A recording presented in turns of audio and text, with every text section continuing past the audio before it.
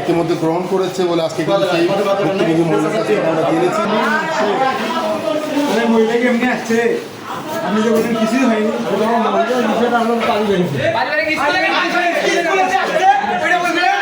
মহিলার সাথে আপনি এখন তাই আসছে সেটা কি আমি রোধ করতে পারবো?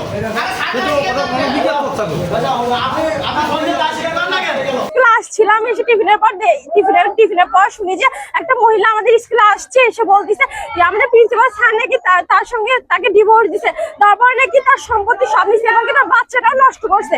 তিনি প্রিন্সিপাল স্যারকে পদত্যাগ করাবেন এবং আবার বিয়ে করবেন। তো আমরা সবাই চাচ্ছি যেন প্রিন্সিপাল স্যার পদত্যাগ করেন এবং আবার আন্টিটাকে বিয়ে করেন, কারণ আন্টিটার সঙ্গে নাকি তিনি অনেক নির্যাতন করছেন এবং আন্টিটাকে অনেক কষ্ট দিয়েছেন। এর জন্য আমি চাচ্ছি যে প্রিন্সিপাল স্যার যেন পদত্যাগ করেন। সদ্য সাবেক শিক্ষার্থী বাপ্পি আর শহীদ আমার কাছে গেছে যে ভাই এরকম বিদ্যালয়ে তো প্রধান শিক্ষকের একজন এক্স ওয়াইফ আসছে, ওনাকে বিয়ের দাবিতে বা হচ্ছে ওনার কাছে কিছু অর্থ আত্মসাতের দাবিতে আসছে। আমি সেজন্য আসলাম, আসার পরে দেখলাম যে হচ্ছে ওনারা আমাদের যারা বর্তমান শিক্ষার্থী আছে সাবেক শিক্ষার্থী সবাই অনেক বিক্ষুব্ধ হয়েছিল। আমি আসার পরে আমি সবাইকে ঠান্ডা করে আমি ওনার সাথে কথা বলছি।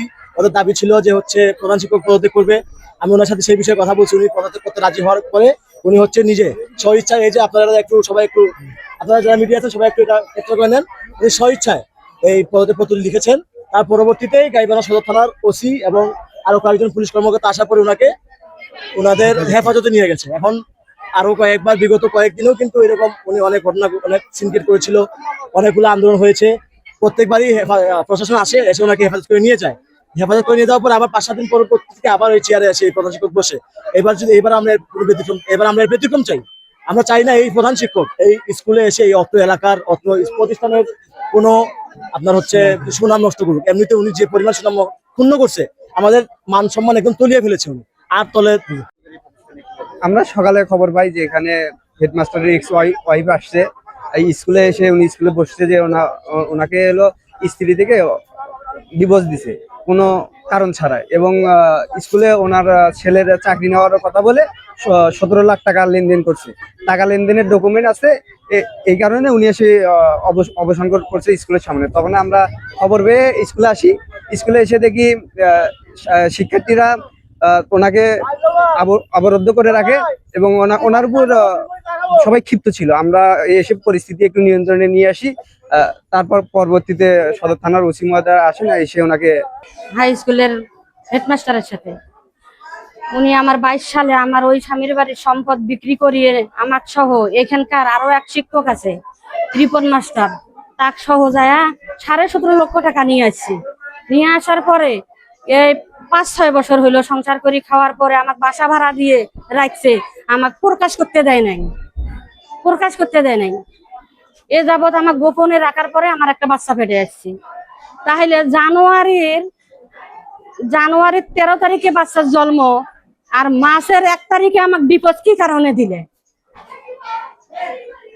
দিলে? সে বাচ্চা 6 দিন থাকার পরে মারা গেছে, কাউকে প্রকাশ করে নাই, গোপনে মাটি দিছে কবরস্থানে, সরকারি কবরস্থানে, ওনার গ্রামের বাড়িতে নিয়ে যায় নাই।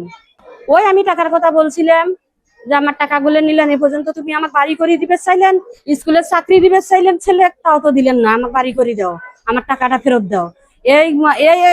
এতটুকু কথার জন্য ও যায় আমাকে ডিভোর্স দিছে। আজকে আমি চাই আপনাদের কাছে আমার একটাই কথা, আবার ও আমাকে যদি টাকা 17.5 লক্ষ টাকা আমাকে বুঝায়, আমি আপন নিশ্চয়ই চলে যাবো। আর যদি না বুঝায় নতুন করে কাজী নিয়ে আসে আবার রেজিস্ট্রি করেন।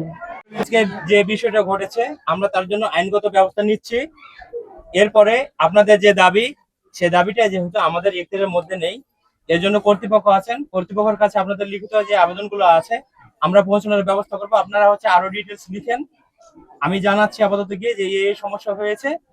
এরপরে আপনাদের পুরো বিষয়টা লিখিত আকারে ভালোভাবে গুছিয়ে লিখেন, আমরা কর্তৃপক্ষের সাথে আপনাদের সামনাসামনি বসে আপনাদের বিষয়গুলো বলবেন, সেই ব্যবস্থা আমি করে দিচ্ছি। ঠিক আছে? আপাতত আইনগত যে বিশৃঙ্খলা হয়েছে আমরা সেই বিষয়টা আইনগতভাবে যেটা সমাধান হয় আমরা সেটা সর্বোচ্চ চেষ্টা করছি। আমাদেরকে সহযোগিতা করার জন্য আপনাদের